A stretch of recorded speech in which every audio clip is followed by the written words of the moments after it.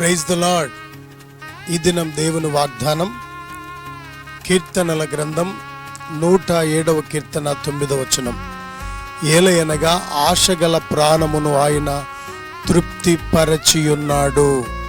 ఈ దినం మన ఆశలన్నిటిని దేవుడు తీర్చి మనకు తృప్తిని అనుగ్రహించునుగాక.